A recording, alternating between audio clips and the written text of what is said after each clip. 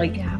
whatever. And it takes work to get there. Talk about, a battlefield. It takes training. It takes planning. It takes intention. It takes lots of conversations ahead of time. I mean, all of the things to get to that moment are very real, and they're struggles in and of themselves. And so it takes time to train our minds and our hearts and our bodies to get to that space. And I think, you mentioned coming in with trauma. I from both sides, in our marriage, we came in with, first of all, we came with very different experiences, sexually before we got married. And then, I brought in, myself, this trauma and this space that I never thought I would be invited back to. I thought, never again, am I going to be there? And of course, that is not the Lord's design. His design was for us to always be invited back to a space of intimacy and honesty and transparency. And so, I love the imagery of the battlefield and the reality of the work, the hard work it takes.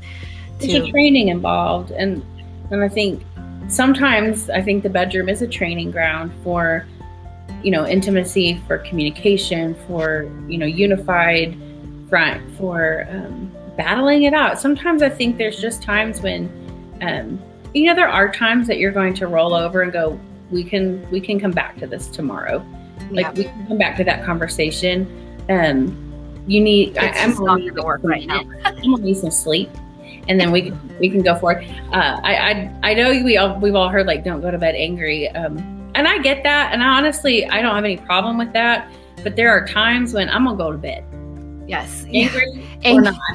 Yeah. Bed is going to be a better thing than to try to keep doing this, So I definitely think that there are times when I think, like, even talking about sex becoming a place of worship for us can be kind of romanticized, where it's like, then you think every single time you have these moments that they're just these glorious, worshipful times. Well, no. I'm not gonna like sell something to you that's like, okay, but this mindset, and then every time it's gonna be amazing. No, I don't think every time we go to a Sunday morning worship service are we just in this space like we are when you're at Passion with 60,000 other people. Like there are things, there are different experiences in worship that, sometimes that's where the rubber meets the road, though, is that Sunday where you don't really feel like going, but you show up because you're committed to being a part of that body of Christ. And won't he do it? He's going to come in and teach you something in a small little nugget of a song you don't even like, or a sermon that you've tuned in and out of 50 times in that 30 minutes, like, because you showed up. Yes. God's faithfulness is never, deficient, but because we show up and we're committed to the mundane task on a Sunday of going to church, sometimes it's the bedroom. You're going to show up for a mundane task because you know it's good for you. You know it's good for the other person in that moment, even if it's not something that you need or want. Like, I don't need to go to church today. I'm good. Had a great week, doing great. I don't need to go. No, you've committed to go. And so I think when we approach that same space, and it's not we don't have the right to say no. We can talk about that later. But I think sometimes we just get to where, like, I'm not in the mood. So, but sometimes the other part of us, that spouse of ours, they are. Yeah. And we've committed to the whole thing, not just to what we can get out of it. And that's a hard concept. And that takes a long time. I say a long time. It takes a consistent time of really kind of putting yourself aside. Marriage is a whole bunch of sinners forgiving each other. Yes. A whole bunch of selfish people laying it down, and being able to be, and again, that's why it is tender. That's why these conversations are not easy, because we do have so many different stories and so many different backgrounds and so many different experiences that maybe you haven't had just one partner your whole life. And so you have things that you have some baggage, you have stuff, but having these conversations, so I think really starts to help peel back some of what's holding people back. And I think a lot of the women that I have conversations with and that I'm picking up on is that there's a stereotype that women just don't want it. And that men are hungry all the time for it. And I'll tell you, really from my point of view, that's just a stereotype.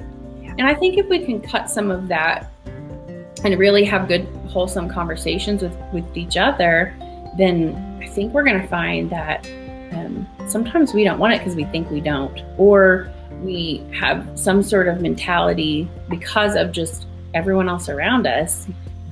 But we pick up on that in other ways too, whether it's with church. Well, I don't like that church because they have, loud music, or I don't like that church because their kids ministry is just boring. Or we get into this idea that we need to find the perfect place and the perfect thing and the ideal situation.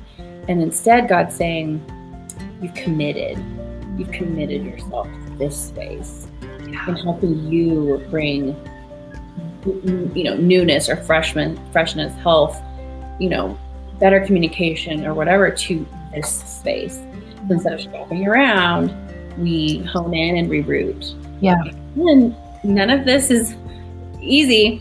No. It's so worth it. You start to be able to get to the level of intimacy that those old conversations that were really hard to have are now embedded and ingrained in your rhythms. They're part of who you are. And so new things will come up, but for sure, some of that, you get to iron it out as you go. It's rewarding to be able to. It gets better and better. Absolutely. I've loved having conversations like this and conversations with wives about their sex lives, and just being able to ask the question, like, how is sex? When's the last time you just asked your girlfriend, know? But the reality is, when we do ask those questions, we get to also think back about my first year as a wife. It was like traumatizing. I think I blanked it out. Like, I don't. Like, talk about just tears, a lot of tears.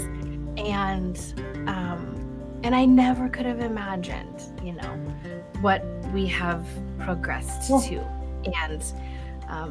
And that's what the time and the work, and like you said, those conversations that were really hard at one point have become a part of who you are now and your rhythm. And then you continue to build and grow on that.